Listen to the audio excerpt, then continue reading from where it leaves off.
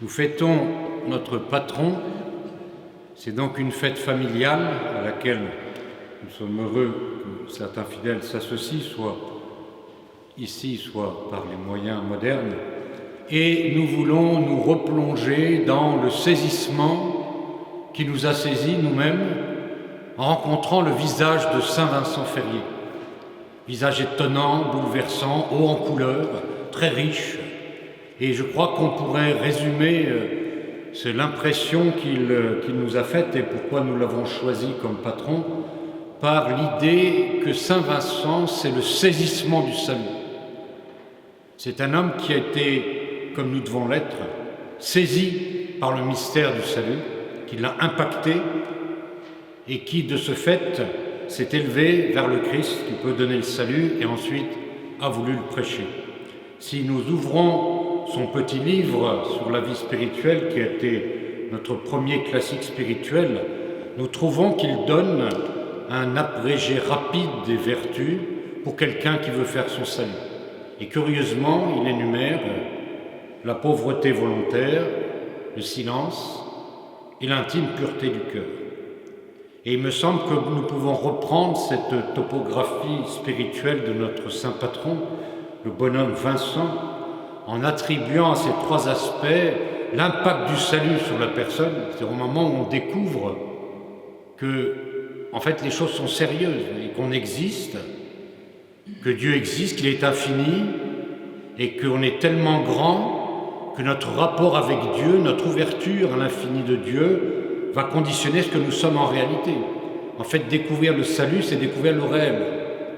Nous sommes des capacités d'infini et nous sommes faits pour des choses beaucoup plus définitives, consistantes que ce qui occupe malheureusement trop souvent nos journées. Et donc la découverte de cette vérité dans un instant de conversion, une prédication solide ou un choc qui nous arrive, une épreuve ou que sais-je, ou un livre ou une inspiration divine, provoque la pauvreté.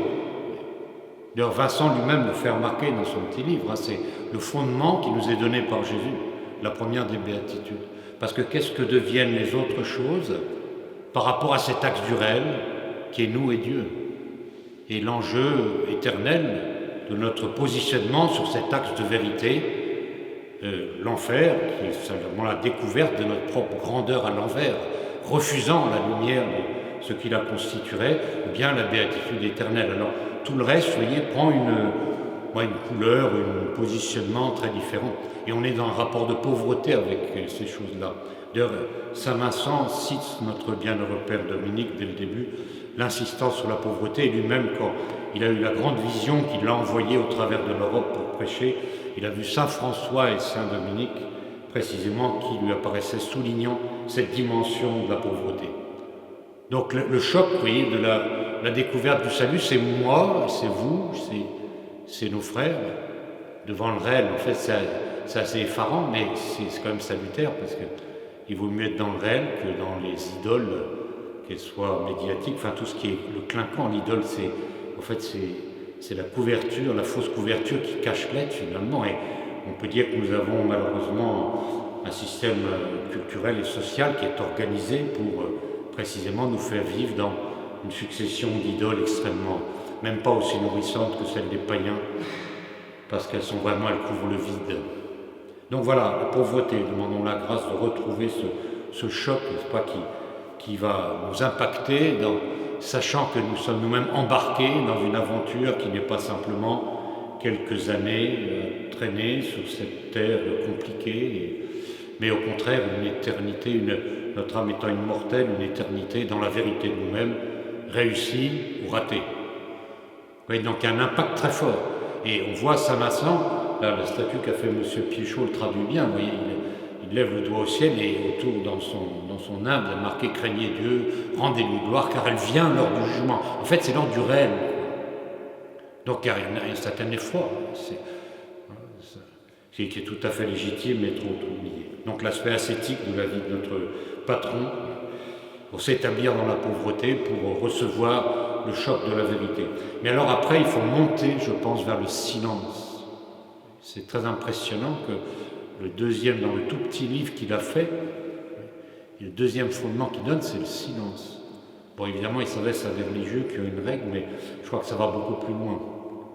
Parce qu'en fait, je suis impacté par quelque chose et en fait, c'est effrayant. Heureusement, je lève les yeux et en fait, le salut, c'est le Christ. Donc là, je rentre dans le silence. Je crois que c'est l'aspect mystique qui complète l'aspect ascétique. Il y a des purifications qu'il faut accepter courageusement, qu'il faut exercer nous-mêmes de façon ascétique, mais surtout s'ouvrir à celles que Dieu envoie, parce que sans ces purifications, le prédicateur, le prêtre, l'enseignant, le père de famille, le chef n'est pas grand-chose. Il balade son moi pour souffler. Donc on a besoin de ces purifications, non seulement actives, mais passives, parce qu'elles sont incluses dans la pauvreté. Mais alors quel est le but de tout ça? La contemplation du Christ. Le salut, c'est le Christ. Oui. C'est pour ça que Saint Vincent, quand on voit les conseils qu'il donne, bon, il parle pour des dominicains, des gens qui doivent étudier, il dit oui, mais vos études, tournez-les vers le Christ, enfin, arrêtez de temps en temps vos études, faites un tour dans le cloître, mettez-vous dans votre tête dans la plaie du Christ, et comme ça, ce que vous avez lu dans la somme de notre docteur commun va rentrer dans votre cœur au fond, dans le silence. C'est pour ça qu'il a eu une phrase extrêmement étonnante dans un sermon qui a été conservé dans la transcription latine, que l'œuvre la plus haute en fait contemplation, c'est la messe. C'est quand même assez étonnant. C'est la messe. En fait, je crois que la messe, c'est d'une certaine façon le sommet du silence.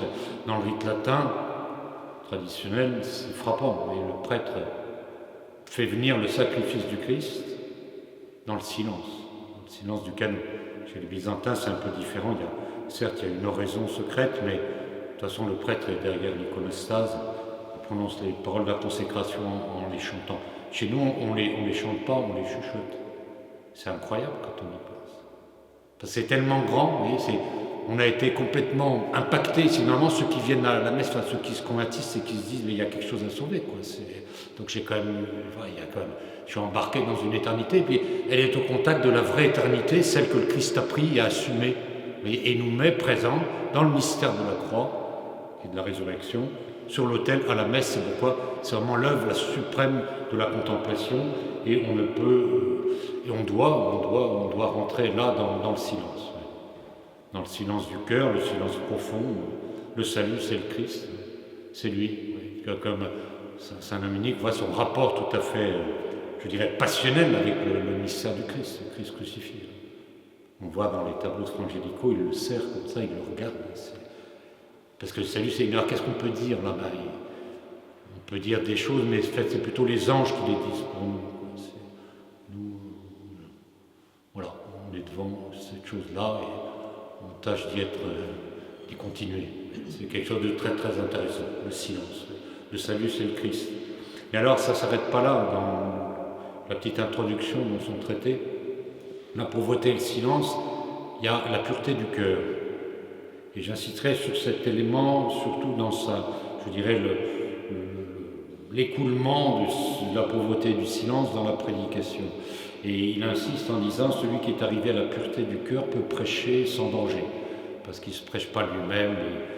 C'est vrai qu'il y a toujours une consolation à agir, à parler, à voir les gens, et puis ils sont gentils, puis ils vous reçoivent bien, et puis la nourriture n'est pas mauvaise après, et puis on se détend, puis on sort du couvent, très bien. Bon, très bien, mais disons, l'essentiel, l'essentiel, c'est quand même qu'on soit suffisamment plein du mystère pour qu'on en parle, vous voyez.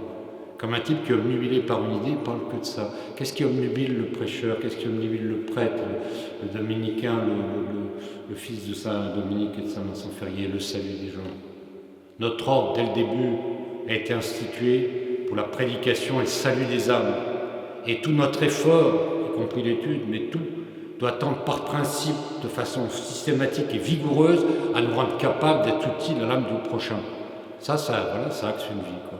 Mais évidemment, je dirais pas c'est comme sans y penser, mais celui qui a suivi ce chemin de pauvreté et de silence,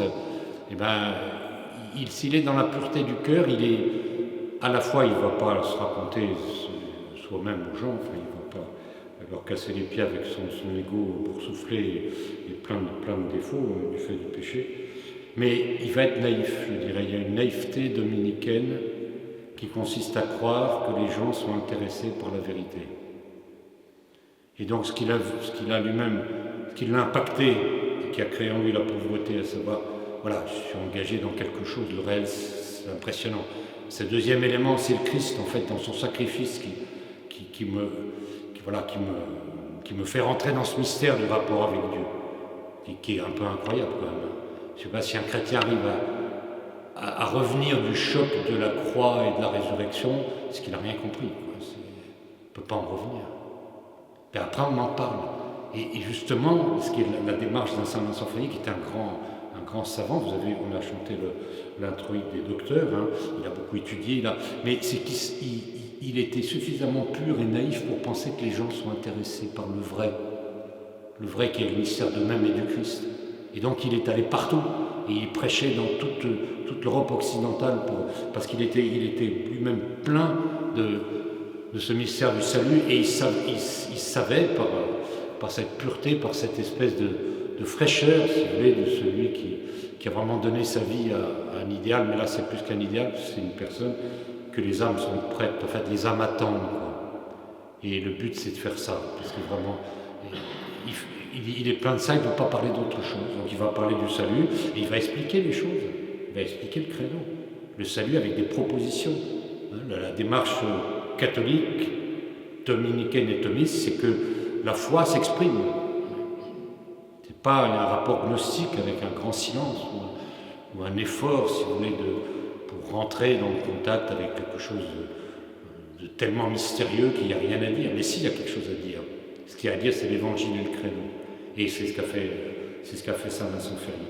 Donc cette pureté du cœur, vous voyez, diffusive, vous voyez, qui faisait qu'il ne se prêchait pas lui-même, mais qu'il avait la certitude que les âmes auxquelles il parlait étaient à l'image du Christ, fait par le Verbe, et donc qui avaient soif de la vérité. Donc prions pour que les prêtres, les religieux, les chrétiens reviennent vraiment à ces bases tout à fait fondamentales du saisissement du salut, être saisis du salut personnellement, et qui crée en nous la pauvreté, se mettre en face de lui, dans le silence de la messe en particulier, pour regarder le mystère du Christ, et puis ensuite le donner comme on peut, par la prédication, c'est notre vocation, par d'autres façons, mais avec la certitude paisible que l'homme qui a été fait par le Christ est fait pour ça, et que c'est ça qui peut sauver. Donc implorons la toute pure Mère de Dieu de faire rentrer en nos cœurs, à nous dont c'est la vocation spécifique, mais aussi à tous les prêtres et tous les chrétiens, cette grand triptyque de la pauvreté, du silence et de la pureté du cœur.